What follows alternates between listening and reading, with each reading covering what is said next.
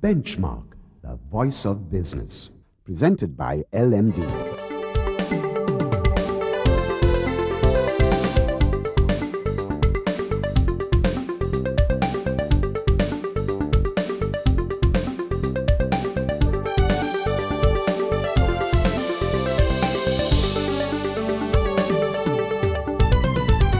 On this edition of Benchmark, tourism is a topic under discussion as we welcome onto our show the President of the Chamber of Tourism and Industry, A.M. Jaufer. Then, LMD columnist and market analyst Hasitha Premaratne discusses market trends. And finally, Kiran H, Country Manager of TNS LANKA, comments on the island-wide survey on infrastructure development. That's the lineup for Benchmark. Hello and welcome to the Big Picture Business Program Benchmark. I'm Savitri Rodrigo. Sri Lanka is now looking at attracting more than 1 million on the original target of 2.5 million tourists by 2016. Now, according to local media reports, a high-ranking official in the aviation industry says that with the opening of the Matala International Airport, this is certainly becoming a realistic target. At the same time, there are talks of cruise ships dropping anchor in Hambantota and Sri Lanka emulating Singapore to eventually become a major cruise destination in the region. To help us put things in perspective, we have with us today A.M. Jaufer, the President of the Chamber of Tourism and Industry. Welcome to our program, Mr. Jaufer. It's nice to have you with us. Just as a brief overview, can you give me an idea of what the tourism industry is like at present? Actually, if you can say that the planned tourism started in 1966 with the establishment of Sri Lanka Tourist Board. After the UNB government came to power in 1977, our economic system was changed into open economics.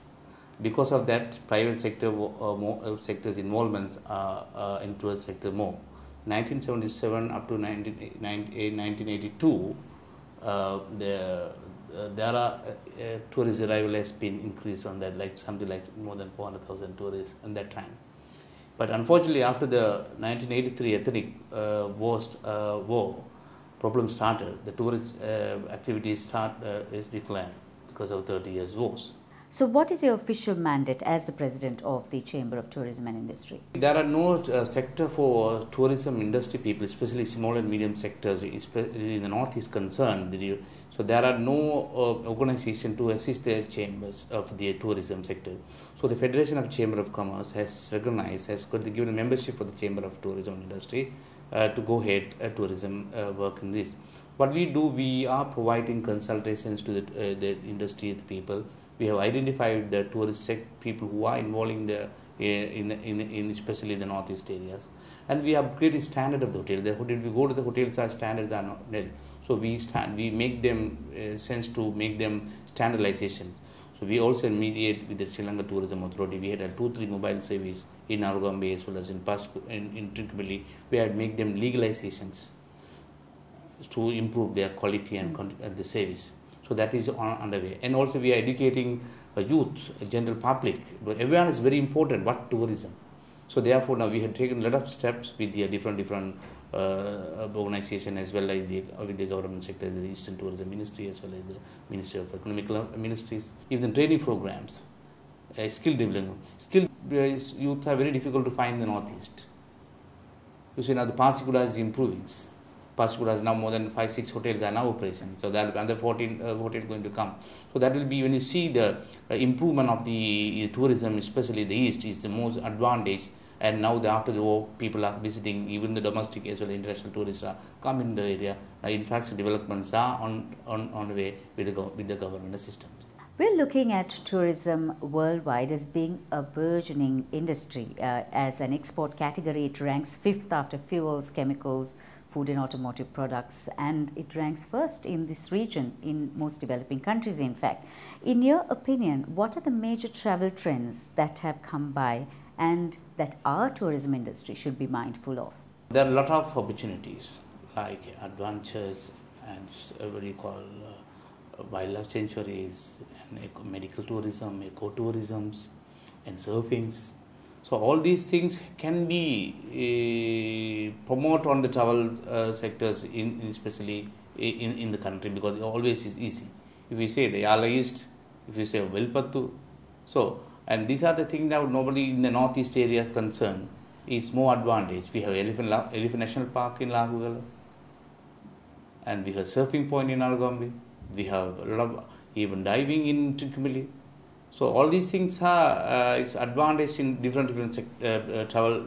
Anybody can come to Sri Lanka at any time. So are we capitalizing on these advantages? Steps has been taken. So now it's on the way. So most probably within the 5 years' time, that Sri Lanka will have a good opportunity in the tourism sectors. 11% of the visitors coming into Sri Lanka are currently coming in as MICE tourists, and in 2016 we're anticipating something like 240,000. How would you rate Sri Lanka's prospects in attracting MICE tourists? Actually, we need more facilities and this service and logistically. Now the domestic tourism, our domestic airports are now under developing now. You see now in Batticaloa ports are developing, and Ampara airport is already developed, in Kandy, in Aurelia. When you see logistically, when you have a particular destination has to service, improve automatically, the destination can move. So that is the advantage is there.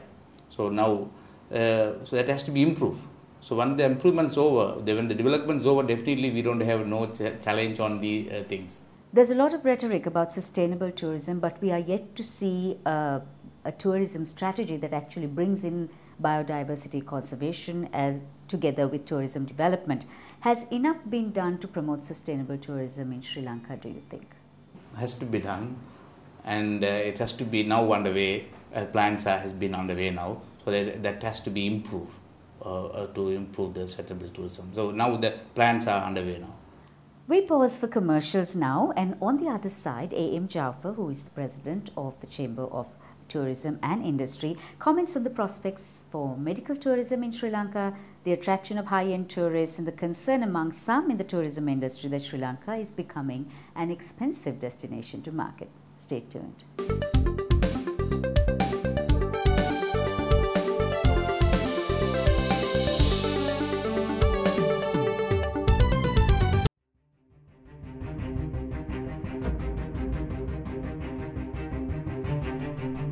When we entered the industry in 1995, a new star was born as a fully owned subsidiary of People's Bank. For those seeking to grow their businesses, PLC provided the seed.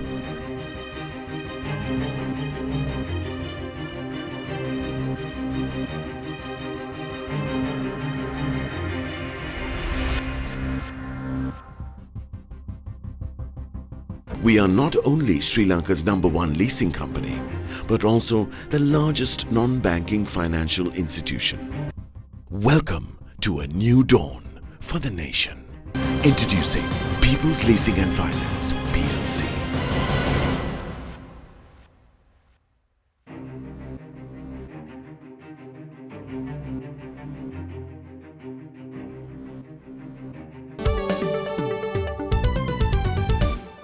Welcome back. We now continue with our exclusive interview with the President of the Chamber of Tourism Industry, A.M. Jaufer. Mr. Jaufer, do you really think there's a possibility of Sri Lanka exploiting the opportunities for medical tourism the way India has done and the way maybe Malaysia has done? We do have quite a considerable reputation for Eastern medicinal techniques. We are actually getting ready for ample opportunity for medical tourism in Sri Lanka. So that is always the opportunity. There are a lot of opportunity, so that we has to utilize on that. So that is medical tourism is essential. Also, there are a lot of demand for that. So now that's also is started to work process are ongoing now. Sections of the tourism industry have voiced concern that Sri Lanka is becoming an expensive destination to market given the pricing and product quality of regional competitors, especially the Southeast Asian region. Do our service levels match up to standards? Is our product matching the price that we are asking for? What is your opinion? Of course, that is because the city hotels has to be been brought on in a system that they have to control price that is sell it. But when you say upmarket, we need upmarket client to bring economic of the country. We must not only target budget tourists. We must also target the upmarket clientele. Then only you can have the real economic and tourism sector concern. So the hotel rates are so different places. If you have service, okay, they are not worried about the payments. Service and qualities are very important on tourism sector concerns. We've just seen the opening of our second international airport, but however, it is running well below capacity, of course keeping in mind that it is early days yet. How do you think the Mattala Rajapaksa International Airport will actually help the tourism industry? Logistically, we need a service to improve. We need a logistics service to improve tourism industry. While having one international airport, that cannot be help for us to booming a tourism. A second international airport is always essential, because when you see last few when something happening in airport, in Katunayaka airport, the flights are turning to India. So now when you have a second airport inside, always we can land it at in Mattala airport. So it's always advantage to have the second international airport in Sri Lanka. But the only thing that international carrier has to have operation. So then only we can also improve tourist arrival there. So that has to be. It is always important. It is always acceptable that we need a international airport for Sri Lanka to boom tourism industries. Back to something we discussed earlier. Do you agree with the authorities' focus of actually trying to attract high-end, high-spending tourists, Mr. Jaufer? Does our product actually justify that? Not much, if I can say. The high-end spends are expecting more service, more thing. So that also has to be improved, because their service and quality is very important to have a high spend thing, because they are looking for a place. If you go to Grand Orient Hotel, in example, the presidential suite is always fully booked. If you go to Mahawali Ridge, full booked. If you go to Amahil, the presidential suite, executive suite is booked by high-end tourists. So you can't have a room sometime. So that always advantage is there, but only thing that certain improvement has to be done. That has to be accepted. Talking about service, what is your assessment of the skill levels in the industry? I mean, there are hotel schools, but at the same time, are we churning out enough for the quality personnel that we need for the plans that we have? Actually, the skill concern, I said,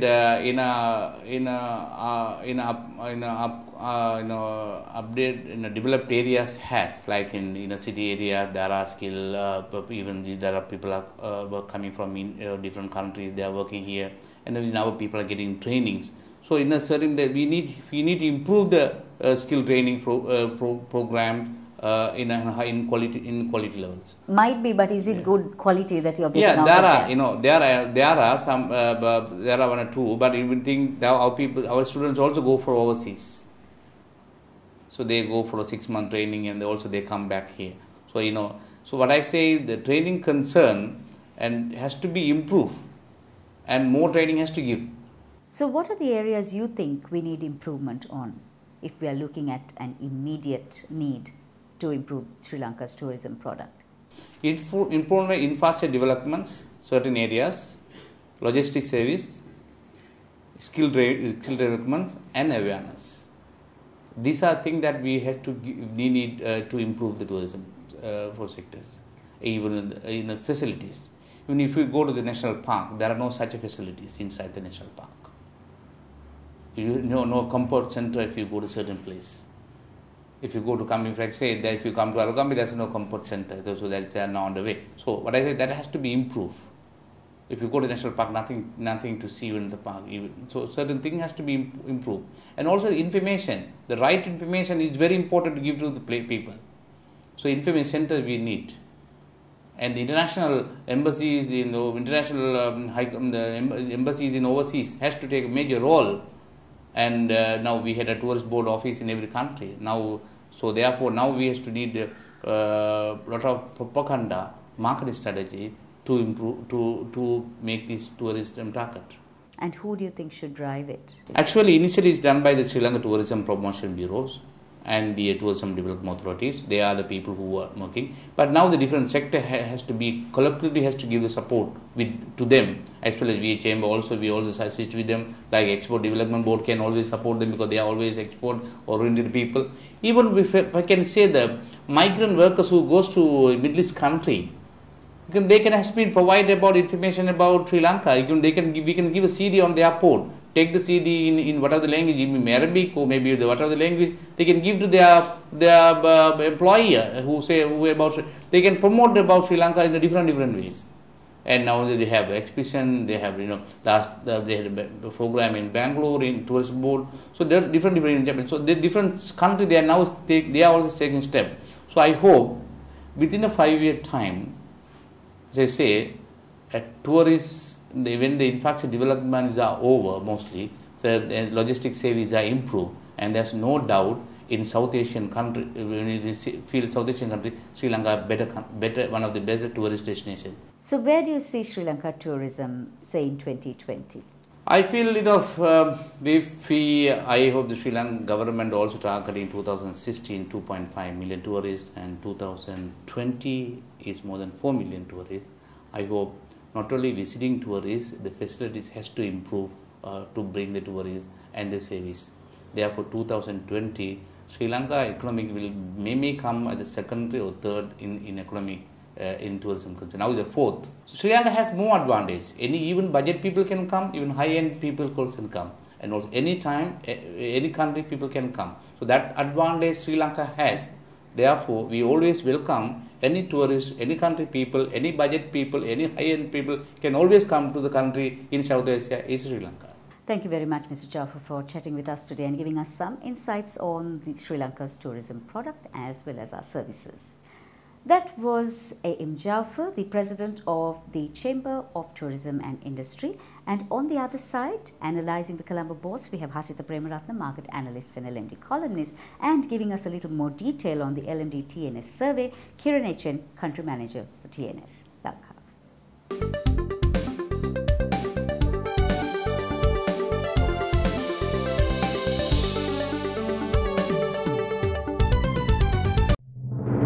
Sri Lanka's #1 leasing company is now the nation's largest and highest rated finance company with 2 international ratings.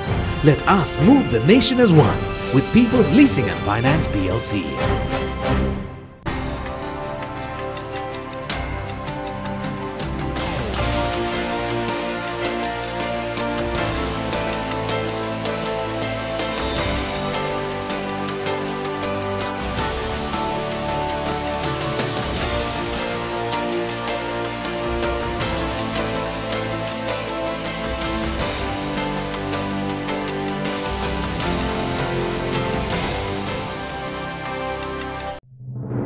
Sri Lanka's #1 leasing company is now the nation's largest and highest rated finance company with 2 international ratings.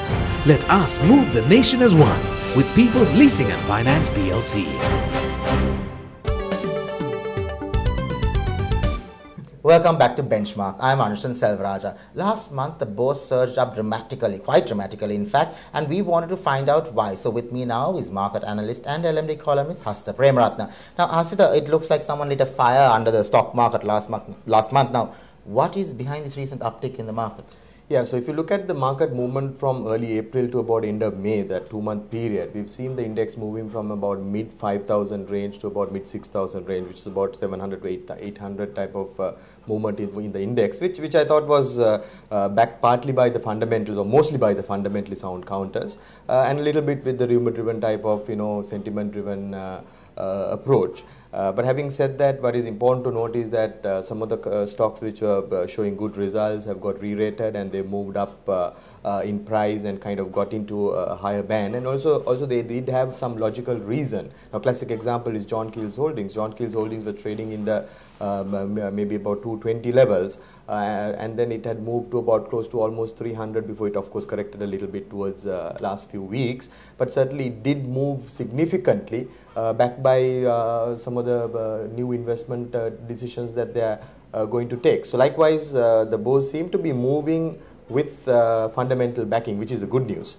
But in the meantime also we see quite a bit of trading that is also coming up, but time to time we are seeing market corrections also. Now, for instance, if you look at the last 12 months, we've seen this type of improvement in the index and a correction happening quite frequently. For instance, towards August, we saw the index at about 4,700 levels, picked up to about 5,300, 5,400, maybe up to even 5,500 before it corrected itself and settled down somewhere around 5,200 range. Similarly, we saw index thereafter taking another run and touched 6,000 at the peak, and then corrected itself again and settled down around 5,600, 5,700 range before it started to move to the 6,400 levels in the last rally, which took place in April, May. What we would see is that it will go through another correction, probably settle down in the 6,000 range for a while before it maybe looks at the next range, depending on where the fundamentals of the economy and the corporate earnings would go. So essentially what it means is that the BOURSE seem to be settling down to a slow but a steady growth over the last 12 months and more backed by fundamentals than that rumor-driven, penny stock-driven type of sentiment, which means that the direction seems to be good. Now, who were the star performers during this era of plenty that we have witnessed lately? Yeah, mainly John Keells, I think, was the main contributor. In fact, John Keells' market capitalization has gone up to almost 10% of the total market capitalization. So it's something that happened in the last few months, not just because of any major issues or whatever, but it's mainly because of the announcements that have been made on the growth strategy that John Keells have shown, particularly in the property and the real estate side of the sector. So that was one of the main drivers. But apart from that, we also saw some of the manufacturing counters and some of the banking counters, which have performed exceptionally well in the last few months, getting re-rated a little more and the prices improving, while some of the other banks have seen a little bit of a slowdown and a kind of a correction in the price. So broadly what we have seen is that the overall market sentiment has moved and the fundamentally strong stocks have moved instead of just the small penny stocks moving. If you look at the biggest losers over the last 12 months, if you really look at not just the last 2 months but over the last 12 months, you will see some of the old penny stocks which used to be going in circles and going in maybe 2 times, 3 times increases, coming down drastically and becoming kind of not so important stocks in the market today. So do you think the market has returned to its fundamental roots, Hasitha, and if so, is it sustainable? Yeah, I think there is a clear path. If you look at the last 12 months and compare it with maybe the previous 2 years behavior of the market, definitely there is an improvement. I won't say it's perfect, but definitely there is an improvement because 2011 we saw the index touching about 7,800 in early 2011. Then it crashed down almost 3,000 points by last year, that is 2013 mid. It almost touched 4,700 levels, which meant that 3,000 points over little over 2 years was a big reduction, a big bite for the investors. But then having said that, from there seemed to be a gradual pickup, a steady pickup, and the steady pickup has always been backed by fundamentals, as well as that pickup has been corrected time to time. Whenever you see that index moves maybe suddenly about 10-15%, and then you will find about a 3 to 4% correction and stabilization at those levels where investors feel that this is the level the stocks in the market should be. So I think that trend that you're seeing, that slow but steady trend, is always good for the market, and it is more sustainable than suddenly a sudden upsurge that you might see in the indices, which probably was the case few years back. So in that sense, broadly, I think investors who are currently keeping out of the market, who got painfully affected in the earlier runs, should cautiously look at very selectively, but cautiously look at how to re-enter the market, because I know a lot of investors who got their fingers burned in the major crash in 2011-12 era are still staying out of the market. But I think what is also important is that when the prices are right, when the corrections have happened, and when the market is returning to fundamentals and showing steady signs of improvement, slow but steady, I think it's important that these fundamentally sound stocks are very cautiously picked, because otherwise you will probably be left out as well. That was market analyst and LMD columnist Hasitha Premaratne. After a short commercial break, Kiran H reveals the latest results of the LMD TNS survey. Stay tuned.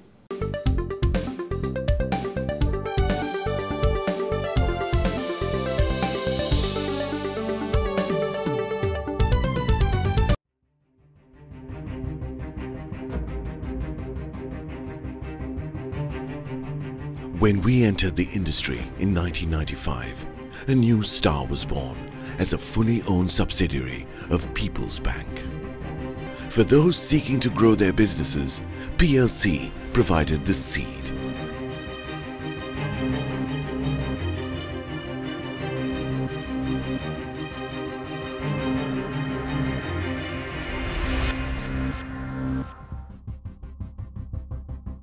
We are not only Sri Lanka's #1 leasing company, but also the largest non-banking financial institution. Welcome to a new dawn for the nation. Introducing People's Leasing and Finance, PLC.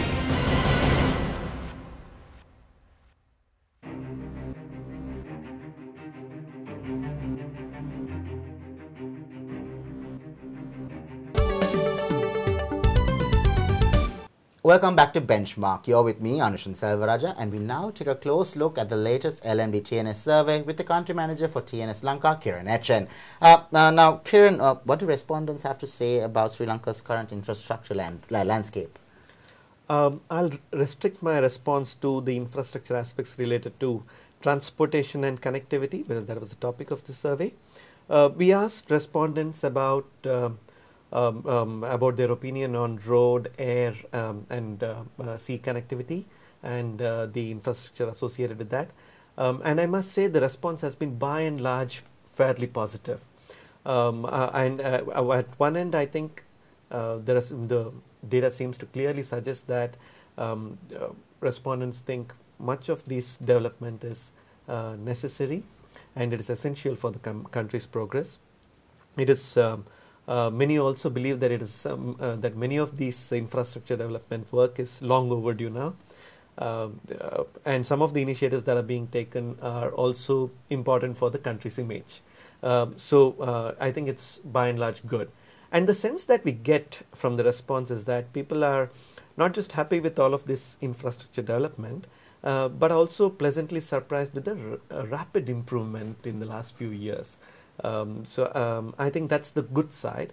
But now the only point is that they are telling, let this development be uniform across the country, not restricted to certain geographies or certain classes of the society, because the benefits have to touch each and every Sri Lankan. What are their sentiments on the Mattala Rajapaksa International Airport? Now, would you describe their attitude as largely positive or negative? By and large, I think it's positive, Anushan. Just short of around 2 out of 3 respondents, around 63% of the respondents we met believe that the Mattala Airport adds significantly to the country's image. We asked them why they think so, and I think a significant majority of them, I'll read out something, 39% of them believe that it will add, our country will be famous and recognized around the world. And a similar number also believe that it is a symbol of country's progress and development. There is also a lot of mentions around how it will be a big boost to the tourism industry and how it will create a lot more job opportunities. So there is these some of the positive responses, but on the cynical side, there is a third who believe, hey, we don't know yet, because it's a very, very big investment, and is it worth this investment is one of the questions that people are asking. And the other big concern is that what good use is this airport if it is only adding to the debt crisis. There is also another concern around the natural resources and the wildlife getting adversely affected because of the location of the airport. But I think by and large it's positive, Anushan. According to respondents, Kiran, will the addition of the Mattala airport help Sri Lanka become an aviation hub? 70% of the respondents believe it will, Anushan. Most of the respondents believe that this is an excellent way of taking advantage of the natural position of the country and the fact that Sri Lanka is in the center of aviation routes. So by and large a fairly positive response. That was the country manager for TNS Lanka, Kiran H. Thank you for watching Benchmark, the Big Picture Business Program, and we'll see you again next time.